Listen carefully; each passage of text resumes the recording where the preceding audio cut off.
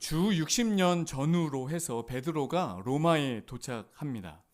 이 베드로와 함께 로마에 도착했던 한 사람이 있는데 그의 역할은 베드로가 전하는 설교를 통역하는 통역사였고 그는 베드로의 입이 되어서 복음을 전파한 사람입니다. 이 한 사람은 그의 어머니 마리아의 신앙을 물려받은 사람이고 외삼촌이자 선교사였던 바나바에게 영향을 받은 사람입니다.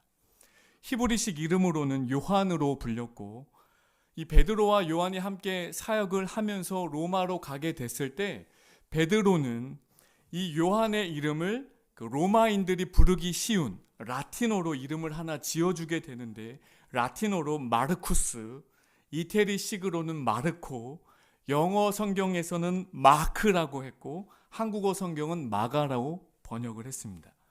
그러니까 베드로의 통역사로 복음을 전파했던 사람이 마가이고 같이 베드로와 함께 로마에 가서 베드로의 통역을 담당했던 사람이 마가입니다. 마가는 누구입니까? 오순절 성령 강림 사건의 장소를 제공했던 사람이 이 마가의 다락방을 제공했던 사람이 마가이고 마가는 사울을 따라서 1차 선교 여행을 함께 했지만 선교의 여정이 너무 쉽지 않았기 때문에 1차 선교 여행 때 이탈을 하기도 했습니다. 이후 마가는 베드로를 따라서 로마로 함께 가게 되고 베드로는 자신의 편지 베드로 전서에서 마가를 부를 때 내 아들 마가라고 부를 만큼 가까이 마가를 곁에 뒀습니다. 훗날에 마가에 대한 평가 역시 바울도 별반 다르지 않아요. 마가는 나에게 굉장히 유익한 사람이라고 바울이 고백하는 것을 보게 됩니다. 마가는 베드로의 선교를 따라다니면서 동역했고 베드로의 설교를 통역할 수 있다라는 그 사실은 마가에게 있어서 무한한 기쁨이었어요. 사도 중에 사도인 베드로의 설교를 가장 가까이서 들을 수 있었던 것은 이루 말할 수 없는 영광이었고 무엇보다 베드로를 통해서 생생하게 들려지는 예수 그리스도의 이야기를 들을 때 마가의 인생에 그것은 가장 큰 영광이었습니다.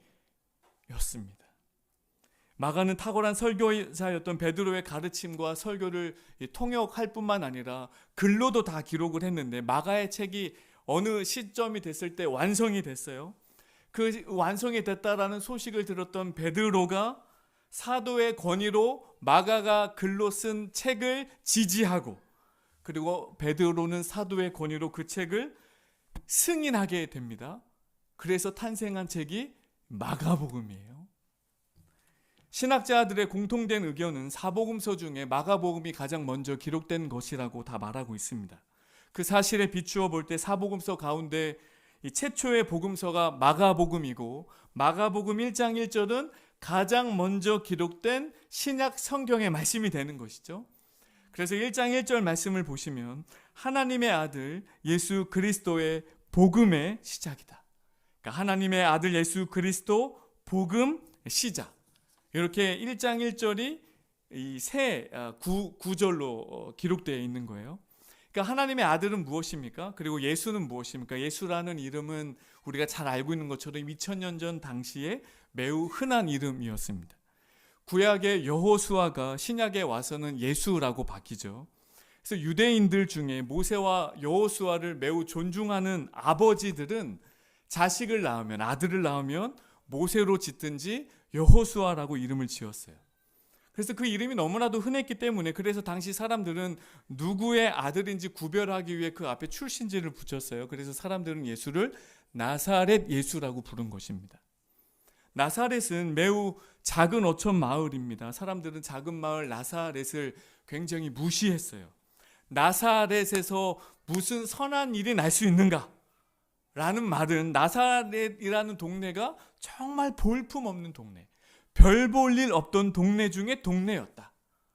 그런데 그렇게 별 볼 일 없던 작은 동네에 예수께서 태어나신 것입니다. 그리고 그리스도라는 말을 있는데 그리스도의 뜻은 기름 부음을 받았다. 히브리어식으로 말하면 메시아입니다. 그러니까 마가는 나사렛 작은 동네에서 태어난 예수라는 이 분이 바로 그리스도 메시아이다. 그 다음에 복음이란 단어를 쓰고 있어요. 복음은 무엇입니까? 유앙겔리온, 헬라어로 이제 유앙겔리온인데 굿 뉴스, 좋은 소식이다. 그러니까 이것도 잘 아시는 것처럼 이 유안겔리온이라는 단어는 당시 로마 그리스 로마의 영향이 그 신을, 그러니까 황제를 신처럼 여겼던 문화 속에서 황제와 관련된 용어로 유안겔리온이라는 단어들을 써왔어요. 그래서 황제가 새로 태어나면 유안겔리온이다. 황제가 그 후계자가 계승을 잘하면 그건 역시 유안겔리온이다. 황제가 전쟁을 마치고 돌아오면 유안겔리온, 좋은 소식이고, 어느 마을에 황제가 방문한다고 하면 그 마을 사람들은 황제의 방문을 유안겔리온이라고 말했어요. 좋은 소식이다. 그런데 마가는 유안겔리온, 좋은 소식이라는 이 단어를 황제 숭배의 도시 로마에서 로마를 신으로 섬기는 로마 시민들을 향해서 그리스도가 유안겔리온이다. 그리스도가 좋은 소식이다. 진짜 좋은 소식은 무엇입니까? 황제의 방문이 아닙니다. 여러분, 황제가 전쟁에서 승리한 것이 좋은 소식이 아닙니다. 황제의 후계자가 태어난 것이 좋은 소식이 아니고 그리스도가 오신 것이 유안겔리온이며 좋은 소식이다라고 말하고 있는 거예요. 그리스도께서 구원을 이루시고자 하셨던 모든 일이 진짜 유안겔리온이다. 좋은 소식이다. 좋은 소식이고 그 인류를 구원할 진짜 메시지다 라는 것을 마가가 1장 1절에서 시작하고 있는 것입니다.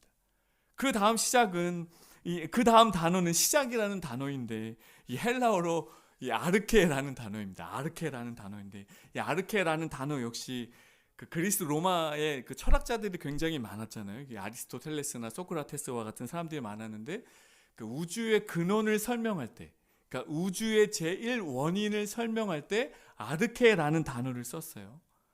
이제 마가가 이제 아르케라는 단어를 사용하는 이유가 분명히 있는 거겠죠. 1장 1절에 헬라어로 이렇게 기록되어 있는데, 아르케 투 유안겔리우 예수스 크리스토스 휘우 투 데우라고 기록되어 있는데, 그러니까 헬라어 성경에서 가장 먼저 기록된 단어는 아르케, 시작, 그러니까 더 비기닝이라는 단어예요. 그러니까 시작이다. 무엇이 시작입니까? 예수가 시작이다. 무엇이 시작이죠? 예수가 모든 것의 근원이고 온 우주와 천지의 제1원인이 되신다. 그러니까 모든 것을 창조하시고 시작이 되시는 분이 예수 그리스도이시다라고 마가가 말하고 싶은 것입니다. 이어서 마가는 세례 요한을 소개하고 있어요. 3절 보시면, 1장 3절 보시면, 광야에 외치는 자의 소리가 있어 이르되 너희는 주의 길을 준비하라, 그의 오실 길을 곧게 하라. 그러니까 요한을 소개하며 마가는 그에 대해서 광야에 외치는 자의 소리라고 말했어요. 그러니까 소리라는 것은 이 세례 요한의 정체성을 잘 보여줘요. 소리가 함축하고 있는 의미가 있기 때문에 그렇습니다. 소리는 보이지 않는다라는 것이 특징이고, 또 하나는 소리는 한번 발설하고 나면 사라지는 것이 소리의 특징이에요. 그러니까 요한은 소리를 내는 사람이에요. 보이지 않는 어떤 것을 말하는 사람. 그런데 그 소리는 자신을 위한 소리가 아니라 보이지 않는 그 어떤 실체, 예수에 관한 소리를 내는 소리였고, 사라지는 소리처럼 예수의 소리를 내다가 사라졌습니다. 헤롯이 요한을 옥에 가뒀던 것입니다. 세례 요한이 내는 소리를 듣기 싫었기 때문에 가둔 것입니다. 소리를 막고 소리에 저항하는 자들이 그 소리를 더 이상 내지 못하게 했지만 소리는 사라지지 않고 이루어졌어요. 소리의 실체이신 그리스도가 오신 것입니다. 12절 말씀 보시면, 1장 12절 말씀 보시면, 성령이 곧 예수를 광야로 몰아내셨다. 그러니까 세례를 통해 하나님의 아들이라는 신분을 확인받으신 이후에 예수님께서 가장 먼저 가신 곳은 광야였습니다.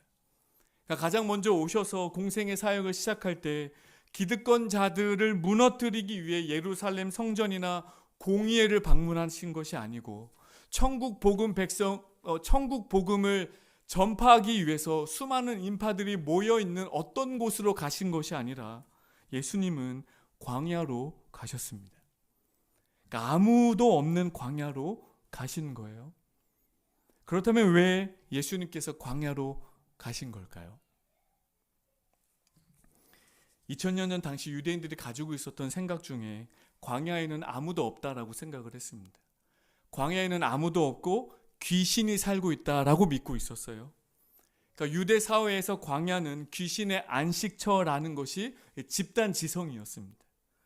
그러니까 그런 곳이 광야인데 예수님께서 귀신의 거처, 사단의 거처로 여겨지는 광야로 가신 거예요. 공생의 첫 사역을. 왜 그럴까요? 예수님께서는 하나님의 선하심을 맛보게 하실 분이십니다. 예수님은 하나님의 영광을 드러내시고 사람들로 하여금 그 영광을 맛보게 하실 분이세요. 예수님은 하늘의 충만함이 무엇인지 사람들로 하여금 알게 하실 분이고 하늘의 기쁨이 무엇인지 예수님은 드러내실 분이십니다.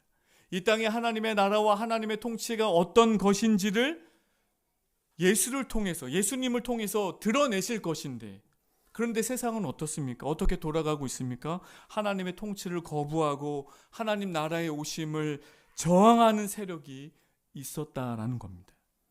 공중의 권세 잡은 자가 왕 노릇하며 왕의 행세를 하고 있었다라는 것이고, 그 존재는 하나님 나라를 방해하고 메시아의 오심을 방해하고 복음을 믿지 못하게 하고 회개하지 못하게 하고 하나님의 선하심과 아름다우심과 충만함을 맛보지 못하도록 방해하는 세력입니다. 그 악의 세력의 수뇌부가 있는 곳이 광야였기 때문에 예수님이 광야로 가신 겁니다. 사단은 오랫동안 사람을 죄의 노예로, 죄의 포로로 살게 했어요. 사람과 사이를 원수되게 하고 나라와 나라를 충동질해서 전쟁을 일으켰습니다. 돈과 명예와 결탁해서 사람을 배신하게 만들었고 사기치게 했고, 그래서 서로 사람과 사람 사이를 신뢰하지 못하게 하고 죄의 노예로 삼아서 하나님의 통치를 거부하게 하고 말씀을 따르지 못하게 하고 순종하기는커녕 믿지 못하게 했습니다. 악의 세력이, 사탄의 세력이, 공중의 권세 잡은 자가 그렇게 이 세상에 왕노릇하면서 하나님을 저항하며 하나님을 믿지 못하게 하는 그 세력의 수뇌부가 광야에 있었기 때문에 예수께서 광야로 가신 것입니다. 예수 그리스도의 복음이 실질적으로 전파되기에 앞서서 예수와 함께 임할 하나님의 나라가 이루어지기 위해서 예수님은 가장 먼저 해야 할 일이 있었는데, 그것이 무엇이냐면 악의 세력을 결박하는 것이었습니다. 사단의 세력을 결박해야 했고 말씀으로 쫓아내셔야만 했던 것입니다. 그래서 예수와 함께 시작된 그 하나님의 나라, 복음의 시작, 그 복음을 방해하고 저항할 것이 악의 세력이 분명했기 때문에 가장 먼저 광야로 가셔서 가짜 왕, 거짓 왕이 세상을 점령하고 세상의 임금처럼, 왕처럼 통치자 행세하고 있던 그 세력을 말씀으로 쫓아내셔야 이제는 가짜 왕이 다스리는 그런 나라가 아니라 새 왕의 통치가 시작될 것임을 우주적으로 알리기 위해서 광야로 가셔서 사단을 결박하셔야만 했던 것입니다. 그래서 새 왕의 통치의 시작을 위해서, 그리고 진짜 왕의 통치가 어떤 것인지 알게 하시기 위해 예수님은 보여주실 것입니다. 그렇게 말씀을 사단으로 쫓아내신 이후에 13절 말씀 보시면, 광야에서 40일을 계시면서 사탄에게 시험을 받으시며 들짐승과 함께 계시니 천사들이 수종을 들었다라고 이 마가의 독특한 기록이 있습니다. 그러니까 이 광야에 예수님과 들짐승이 함께 계셨어요. 이 들짐승과 함께 있는 이 장면은 구약의 굉장히 많은 내러티브에서 등장하는 이야기입니다. 아담이 야생 동물과 친화적으로 있었던 그 에덴을 떠올리게 하는 것이고, 그러니까 첫째 아담과 둘째 아담의 상징성을 보여주고 있는 것입니다. 그리고 선지자 이사야의 예언이 무엇입니까? 이리와 어린 양이 함께 뛰노는 그 상태.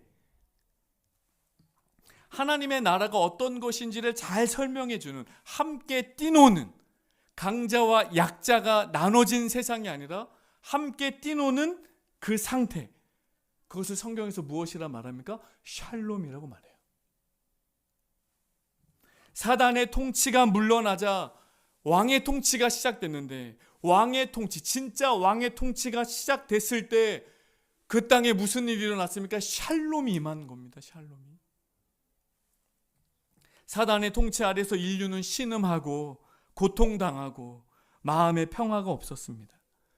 사탄의 통치 아래서 약육 강식의 이 집단의 어떤 공동체의 그 세상들, 율법을 가지고 상류와 하류층을 나누고 더러운 것과 더럽지 않은 것을 나누고 구분해서 갈등과 분열을 만들어냈던 그 사회, 평안이 없는 그 사회.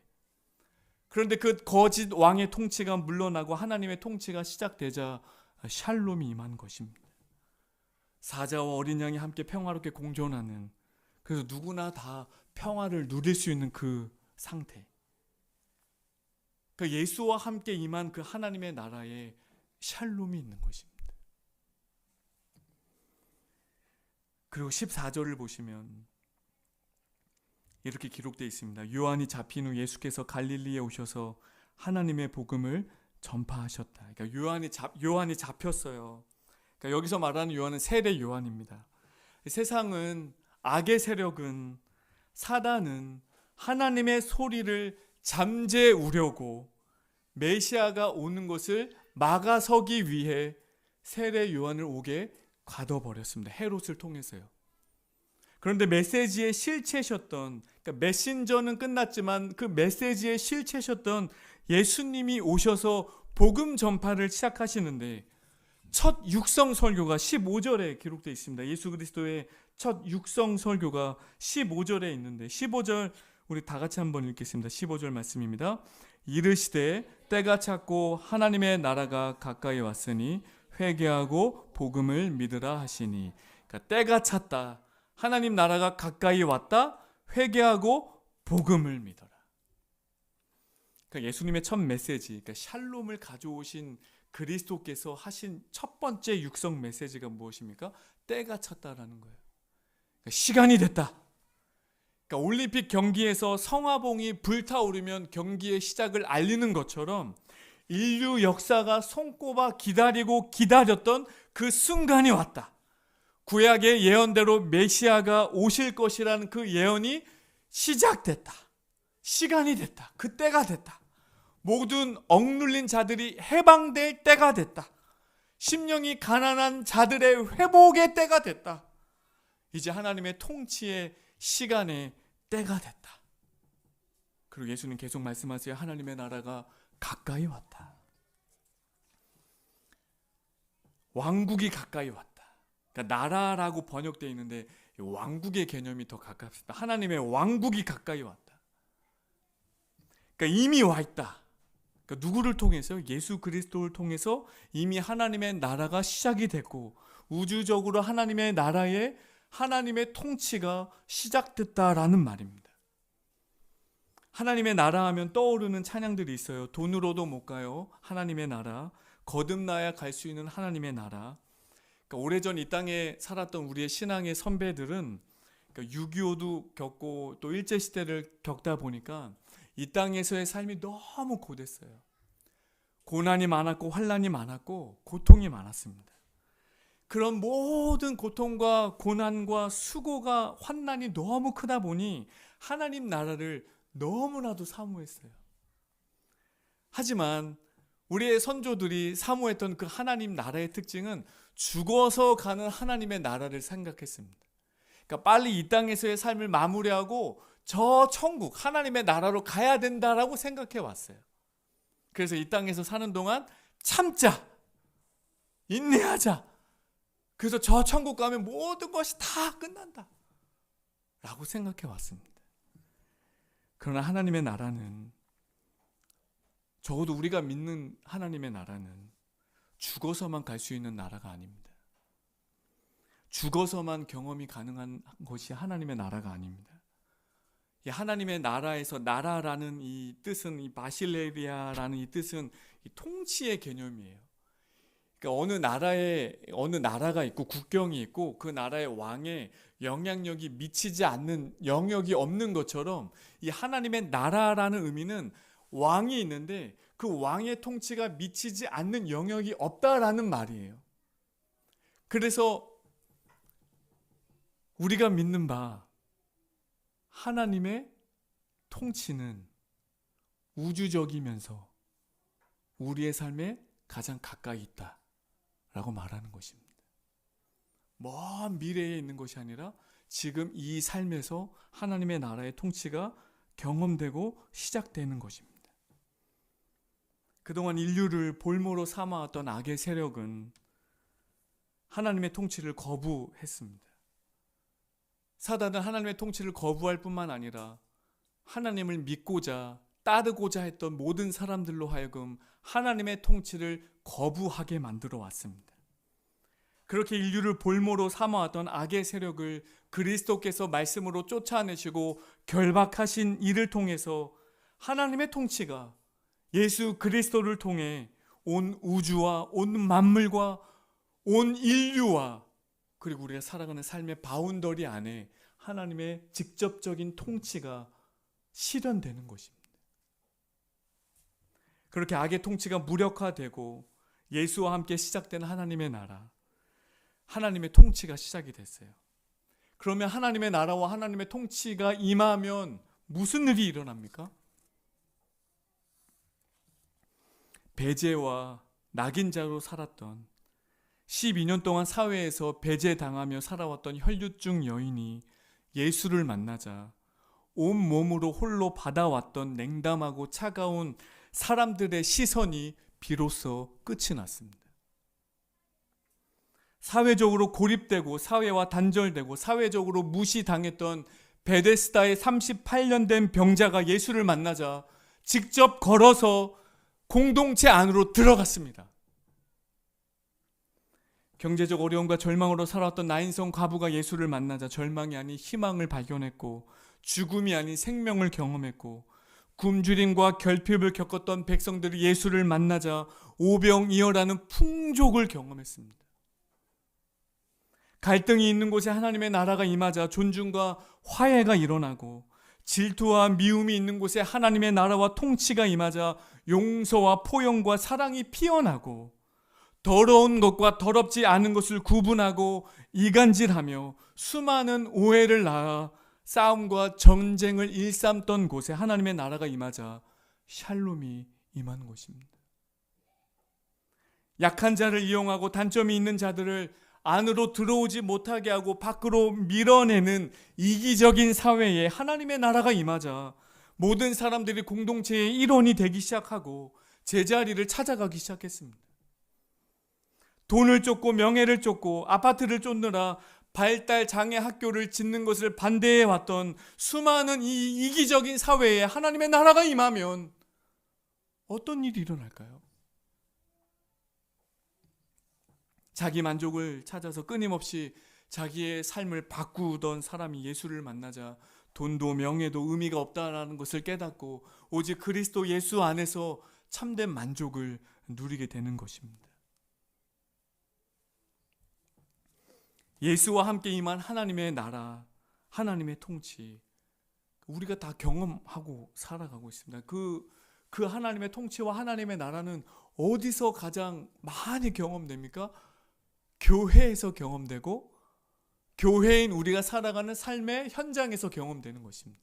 물론 우리가 이 교회를 생각해 볼 때 씁쓸한 것도 있지만 교회와 가정과 일터와 이 사회와 이 땅에 하나님의 나라와 하나님의 통치가 임한다면 어떤 일이 일어날지 생각해 보셨습니까? 내가 일하는 직장에 하나님의 나라와 하나님의 통치가 임하면 어떤 일이 일어날까요? 나에게, 우리 한 사람 한 사람에게 하나님의 통치가 임한다면 어떤 일이 일어날까? 이전보다 더 나은 세상을 볼 수 있는 거 아니겠습니까? 우리에게 꿈이 있어요. 하나님 나라에 대한 꿈이 있습니다. 하나님 나라와 주 예수 그리스도가 우리의 꿈이라면 그 꿈을 실현시키기 위해서 교회는 전력을 다해야 되는 겁니다. 하나님의 통치가 임하자 모든 병든 자들, 외로운 자들, 우울한 자들, 질병들이 다 떠나가고 하나님의 통치가 임하자 모든 부정적인 것들이 다 떠나가고 하나님의 통치가 임하자 세상에 분열되어 왔던 모든 더럽고 온갖 추악한 것들이 다 떠나가고 하나님의 나라가 임하자 용서가 트고 포용이 시작되고 다른 사람을 이해하기 시작하고, 그런 하나님의 나라와 통치가 임했을 때 우리가 어떻게 변했는지 우리가 잘 알고, 그리고 교회가 어떤 곳인지 우리가 잘 알고, 그리고 하나님의 통치가 이 사회 곳곳에 임한다면 어떤 일이 일어날 것인가? 그러면 우리는 구체적으로 어떻게 하나님의 나라를 이 땅에서 실현할 수 있을까요? 30년 동안 신앙 생활을 한 권사님이 계셨어요. 은퇴 이후에 교회에서 조용히 예배만 드리시는 권사님이셨습니다. 근데 어느 주일 예배 때 이 청년이 예배를 계속 오는 거예요. 모르는 청년, 그 교회 교인이 아닌데. 그러니까 권사님의 눈에는 이 3주째 이 예배에 오는 이 청년인데, 3주가 됐는데도 아무도 그 청년에게 말을 걸지 않는 거예요. 그러자 이 권사님이 옆자리에 앉아서 말을 건넵니다. 어디서 왔어? 밥은 먹었어? 그 일이 있은 이후에 이 청년이 신앙생활을 잘 하게 됐고, 결국은 이 대학부의 회장이 되었고, 후에 간증하기를 그날 권사님이 나에게 말을 걸어주지 않았다면 저는 이 교회에 다니지 않았을 겁니다 라고 말했습니다. 여러분, 하나님의 나라는 어떻게 임합니까? 밥은 먹었어? 라는 이 한마디에 하나님의 통치가 임하는 것입니다. 잘 지내? 내가 밥 한번 살게. 근황도 궁금하고 너의 기도 제목도 궁금해. 이 말 한마디의 안부에 하나님의 통치와 하나님의 나라가 임하는 것입니다. 결식 아동을 돕는 작은 물질에 하나님의 나라와 하나님의 통치가 임하는 것이고, 오고 가는 길에 약자들을 돕는 것이 하나님의 나라이고, 우리가 시작할 우리 폐지를 주는 어르신들을 섬기는 그것이 하나님의 통치고 하나님의 나라가 실현되는 것입니다. 누군가를 위해서 기도하는 기도의 자리가 하나님의 통치를 받는 것이고 하나님의 나라를 경험하는 거예요. 선교지를 돕는 손길에 하나님의 통치를 경험하는 것입니다.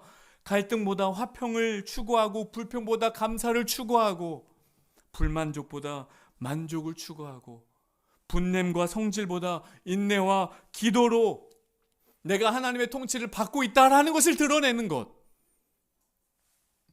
그것이 하나님의 나라가 임하는, 그리고 하나님의 통치를 받고 있다라는, 그 예수께서 우리에게 말씀하셨어요. 증인이 되라 말씀하셨어요. 그러니까 교회와 성도를 통해서 우리 주 예수 그리스도께서 하나님의 나라를 이뤄 가실 것입니다. 그래서 우리는 하나님 나라를 이뤄가는 데 있어서 최전방에 서 있는 사람들, 그래서 우리 교회는 매년 주제표 이런 거는 만들지 않을 것입니다. 왜냐하면 우리 교회는 그냥 아주 단순해요. 하나님의 나라를 이뤄가는 교회, 그냥 사람 살리고 제자 세우는 공동체, 이것이 교회의 가장 큰 목표고 지향점이 돼야 된다고 생각합니다. 그래서 매년 표는 만들지 않을 겁니다. 교회의 최종적인 목적은 하나님의 나라이기 때문에 그래요. 바라기는 우리 교회가 하나님의 나라가 이루어지는 곳이 되기를 바랍니다. 하나님의 통치가 경험되는 것이 우리 교회고 우리 삶이고 내가 속해 있는 공동체고 직장이 되기를 바랍니다. 이미 시작된 그 하나님의 나라가 마침내 주님 다시 오실 때 완전히 이루어질 것인데, 그때까지 가루 속에 들어간 누룩처럼 온 세상에 하나님의 나라가 부풀어 오를 때까지, 그리고 마침내 우리 주님 오셔서 그 나라를 완성하실 것인데, 그 나라가 완성되기까지 우리는 믿음의 경주를 계속해야 되고, 믿음의 경주를 하면서 무엇을 꿈꿔야 됩니까? 하나님의 나라가 이 땅에 이루어지기를 꿈꿔야 되는 것입니다. 그래서 이 땅에 하나님의 나라를 임하여 주시기를 우리는 기도해야 되고, 우리 교회에 임하여 주시기를 위해서 기도하고, 내 삶에, 우리의 자녀들의 삶에 하나님의 나라와 하나님의 통치가 있기를 기도해야 되고, 저 북녘 땅에 하나님의 나라가 임하기를 기도해야 하고, 우리가 돕고 있는 카자흐스탄 땅과 일본 땅에 하나님의 나라와 하나님의 통치가 있기를 기도해야 하고, 전쟁 중에 있는 저 중동 땅에, 발칸 반도에 하나님의 나라가 임하기를 기도해야 되는 것입니다. 무엇보다 우리의 탐욕과 거짓을 감추고 있는 우리의 심령에 하나님의 나라가 임해야 되는 것입니다. 예수님의 말씀이 이렇게 끝이 나요. 회개하고 복음을 믿으라라고 끝납니다. 예수님의 결론이에요. 모든 설교의 결론이에요. 하나님 나라의 결론입니다. 회개하고 복음을 믿는 것입니다.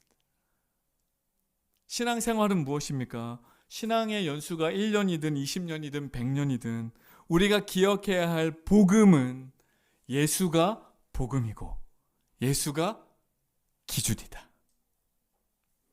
우리의 경험과 우리의 생각이 복음이 아닙니다. 예수가 복음입니다. 목사이든 직분자든 예수가 복음인 것을 믿는 것, 그것이 하나님의 통치를 받는 사람의 특징이 되는 것입니다. 이제 말씀을 맺겠습니다. 마가는 예수께서 십자가에 달리셨을 때 도망쳤던 사람입니다. 그래서 마가는 자신의 글을 기록하면서 이렇게 표현을 했어요. 한 청년이 홀 옷을 벗어 던지고 도망을 쳤다라고 기록을 했어요. 마가 자신에 대한 기록입니다. 그러니까 예수께서 십자가에 달려 돌아가셨을 때 옷을 벗어 던진 채 도망갔던 사람이 마가였습니다. 그러나 그는 하나님의 나라, 예수를 통해서 스며든 이 땅에 스며든 그 하나님의 나라가 어떤 것인지 본 사람이에요. 그 하나님의 나라를 보았기 때문에 바울의 선교 1차 여정에 함께 했던 사람입니다. 그런데도 불구하고 1차 선교 여정이 너무 힘들어서 도중에 도망쳤던 사람이기도 합니다. 그런 마가가 예수께서 죽으셨을 때는 도망쳤지만 베드로가 로마에서 선교했을 때는 끝까지 그 자리를 지키고 있었다라는 겁니다. 끝까지 그 스승의 순교를 보면서 로마 땅에 예수 그리스도의 복음을 끝까지 전파했던 사람입니다. 왜 마가가 그런 일을 했을까요? 하나님의 나라를 경험했기 때문에. 예수를 통해서 실현되는 그 하나님의 나라가 이 땅의 구석구석에 스며드는 것을 보고, 그리고 어떻게 하나님의 나라가 이루어가고 어떤 현상들이 일어난지를 보았기 때문에 이제는 도망치는 사람이 아니었습니다. 우리는 어떤 사람입니까? 우리도 하나님의 나라를 경험한 사람들 아니겠습니까? 예수를 통해서 임한 그 하나님의 나라, 화해와 평화의 나라, 존중과 용서의 나라.